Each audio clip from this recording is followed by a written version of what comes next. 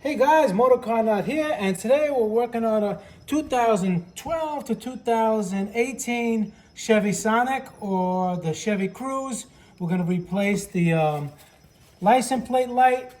You can see one of them is out, and you can get a ticket, at night in some states if you don't have that lit up. And I'm going to show you how to do it. It's very simple. The bulb you're going to need is a 2825 like this. Or if these bulbs are expensive for some reason, you can use a 194. Same thing. All right, what you do is you get your screwdriver and you're just pushing over here. Be careful, this is plastic. And you just do like that.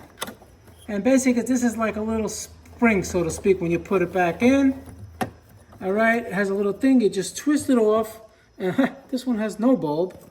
Okay, so just to show you, it goes in like this, and then it's going to pop in. Very simple.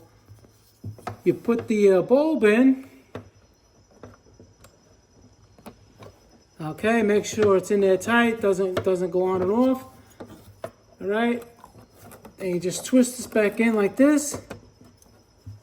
Easy peasy. All right, now you put it in an angle like this, and you just clap it in, clip it in on both sides. Make sure they're not like blinking. And you're good to go. Something's easy, but it can save you a fine. You can get a fine for that. And most vehicles, if they look like this, some of them have screws, but basically all the same way. Even Honda, Toyota, it doesn't really matter.